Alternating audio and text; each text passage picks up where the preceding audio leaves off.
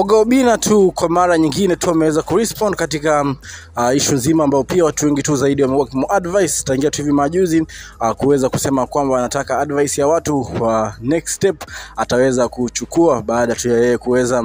ku break up na girlfriend wa kwake Lizzy, ambaye pia aliweza kumuonesha dust kulingana tu na videos ambazo pia amekuwa tukitengeneza pale katika social media, na watu wengi tu zaidi katika comments ambazo pia amesema kwamba alikuwa tu anasoma waweze kumadvise mtu ambaye pia ataweza kumchukua next,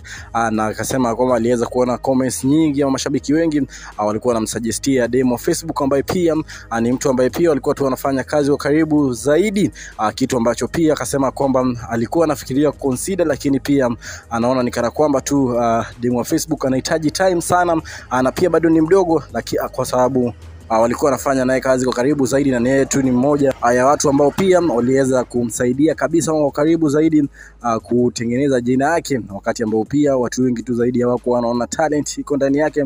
na akisema tu ya kwamba itakuwa vigumu sana yeye na demo Facebook kuweza kudate, licha watu wengi tu kusema kwamba chemistry yao iko vizuri kabisa, na wakiweza kuingia waweze kuwa katika relationship itakuwa fresh sana, na ni kitu ambacho pia ameweza tu kuweza kureject, akisema tu ya kwamba hiyo sio option kabisa, ambao pia watu wengi tu zaidi wanafikiria labda wangefaa kuweza kudate, kwa sababu pressure ya Oga Obinna na demo Facebook kudate haijaweza kuanza saa hii, ilianza kitambo last year, wakati ambao pia walikuwa wanafanya kazi pamoja kwa karibu zaidi, kwa sababu baadhi ya mafans walikuwa tu wana push demo Facebook na Oga Obinna relationship ya kwao, kitu ambacho pia kiliweza kuchangia kwa karibu sana break up ya kwao, ikisemekana tu ya kwamba Lizzy aliweza kusikia vibaya zaidi kuweza kuona demo Oga Obinna anapost sana demo Facebook pale katika social media, kitu ambacho pia watu wengi tu zaidi walikuwa wanafikiria kwamba wako katika relationship,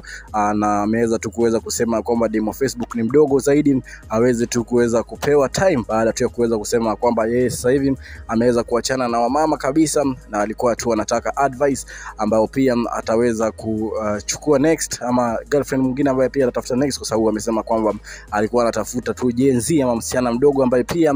sio mkubwa sana, kitu ambacho pia watu wengi tu zaidi walikuwa wanamsuggestia pale katika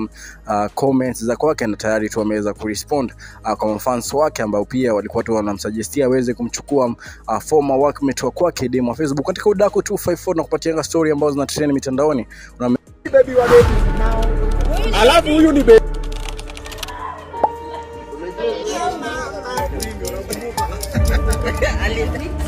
what's it called, blue band? Mafi muscular. Well, you know what? Yeah, this is it.